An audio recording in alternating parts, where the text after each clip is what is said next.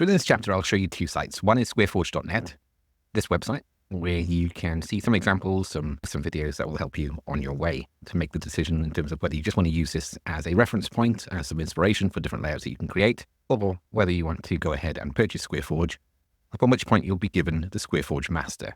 This has all of the templates that are not on the menu system, so we can't see them here, meaning we can start adding pages as and when we see fit, go through and browse through the catalog of layouts, go into edit mode, and start adding them as favorites.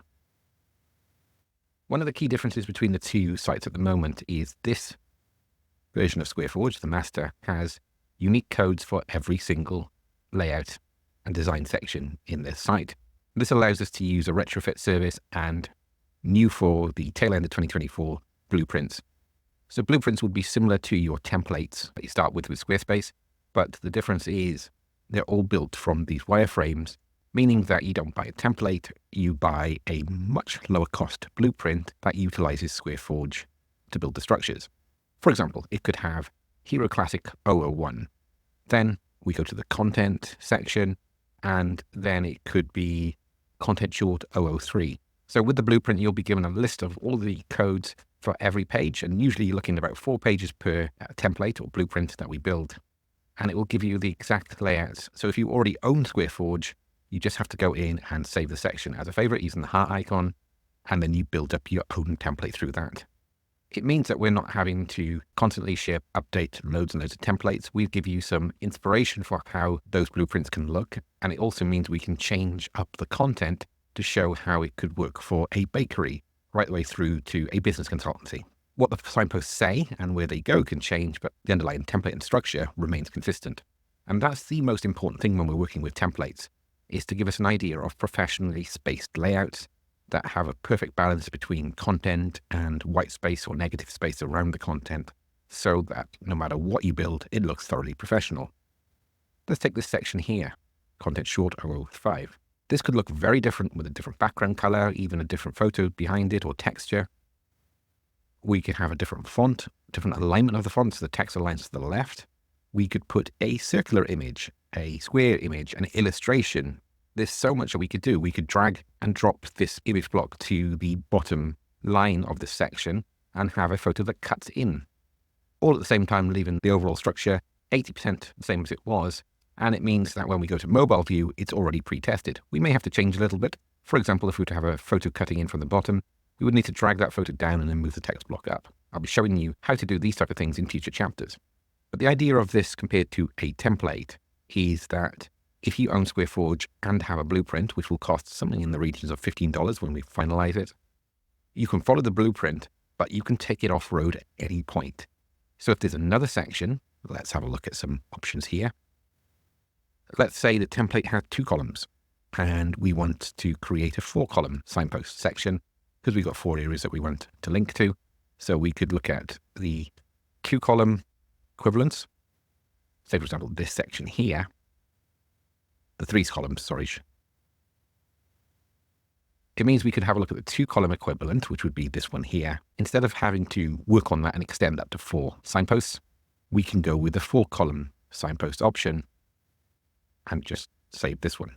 Alternatively, we could go with this 2-column option and then double it up. So duplicate these sections, bring them down, and then we make it a grid of 4 2x2. So much flexibility that we can work with. And I'd never want to see Squareforge as being a tool where you just literally stay to all of the template structures. These are a guideline to help you build websites quicker and then start to experiment, to start to push the boundaries and be more creative in the process. And if you haven't purchased Squareforge yet, so you won't have a copy of the master, what you can do is go to Squareforge, and this will be changing. We're going to be moving this into a directory system in the near future. So if it doesn't look like this, don't panic too much. The format will be very similar. They're grouped into different sections on the page. So a hero is our billboard, our main banner as we first land on the website, and there's loads of different options here. What we'll find is sometimes they've got background colors, sometimes they will be image blocks. This one has a background color that will change when we update our color pack in Squarespace, and I have a tutorial dedicated for changing colors and fonts a little bit later. These are 2 images, so we can drag and insert our own photos into those sections, so we have that stripe section with 2 photos. This one's got 3 call to action buttons. the styling of the buttons will change based on the styling of your site. So the colors, the font used in the buttons, even the rounded corners. So we could have these as rounded tabs so that they're rounded on the top, but not necessarily the bottom. All of these layouts are fully customizable.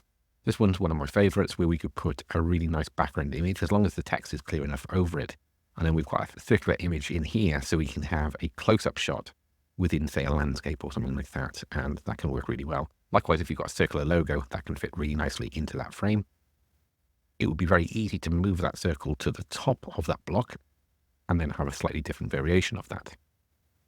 We can compress and reduce the height of each of these sections, meaning that we can use them on other pages where the hero maybe doesn't need to be so deep. Content is a bit of a catch-all for most text and image layouts, not galleries, which are more image-centric. And this one's a really good example here. So we can see that the image overlaps, and that might look messy at first. But what we could do is add a gradient to the image in a tool like Canva or Photoshop, where it could blend to whatever the background color is here. It could blend into it. So it means that we have a gradient effect with the text overlaying it. This one's another clear example of where we can have a background image, then a closer-up framed image here, and then 3 thumbnail images or icons in this list. So a very complex, bespoke layout that you can build in Squarespace. This one is one of my favorites for simple text-based content, where we're really struggling to make it look highly polished without bringing photography. And yet we can't get much sense from our client in terms of what imagery we can use on the page. So instead, we use text layout to make the website more appealing. 2-column layout works really nicely. And again, if we were to switch to mobile, it would conform and adapt to mobile view. If you were to decide to change the border radius on all of these buttons so that they're rounded corners or pill-shaped, that would be the same then on every single page. So we only need to do that once. That's why I've left them pretty standard in Squareforge, because once we start editing them, it will change. And finally, let's have a look at this layout here. We've got 2-column split. Heading on the left for impact, information on the right, that's nicely limited spacing on there, and then we've got signposts below potentially. Or this could be step 1, step 2, step 3 of a process we're trying to explain. These could be square, rounded corner images, transparent images where you see an icon but then the rest blends with the background, or images in a circular frame. And I did say that was the final one, but this one here, we've got the curved image. So if we were to add a photo, it would cut into that corner. And that's a unique effect that you don't see very often in platforms like Squarespace. And the layouts just keep coming. There's so many opportunities, so much choice in terms of what we can build. Signposts, contact blocks. There are layouts with inquiry forms all pre-built in, like this one with the photo on the right and the contact form on the left. This one with a nice centralized layout. You can start mixing and matching these, but what we're looking for is a series of layouts that we can then adapt and reuse on multiple pages so we can have a really strong flow on our site. Before we wrap up, there's a couple more different types of layouts. We've got grid galleries here. These are preset, meaning you don't have to configure them yourself. This one's really good if you wanted a collage type hero section on your site, or even a gallery section below the hero, where we've got photo, etc. So 8 photos there. And then finally, the offset one here, like a film strip gallery effect. So many of these I'm itching to have a play around with that we've only recently added them to Squareforge, and we're constantly building these. We're up to 375 unique designs that we can use on our sites.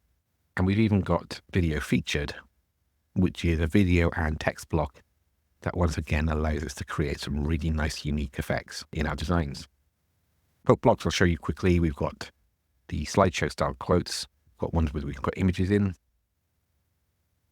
Text above the content. We can have standard layouts where we have a thumbnail picture and just a fixed quote. High impact quotes. This one works really nicely with the rounded corners as well. And this is one of my favorites as well. We can have a cutout of one of our customers or clients, especially if your clients are comfortable having the photo taken.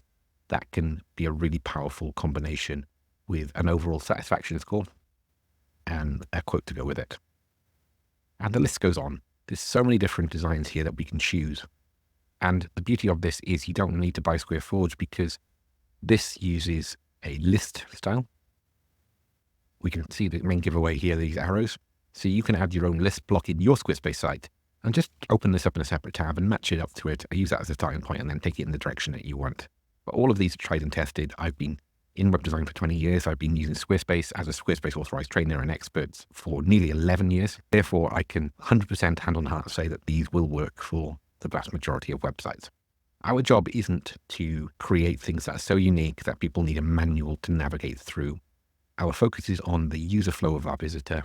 Will it get them from A to B in speedy time? Or another way of putting it is, if we're trying to funnel potential customers into finally making a purchase and becoming customers, our job as web designers is to grease the wheels and make that as smooth process as possible. And I know I'm mixing metaphors there. So hopefully that's given you a good insight in terms of what you get available with Squareforge for Squarespace. Next up, we're going to start building out our site and start using Squareforge. I'll catch you in a minute.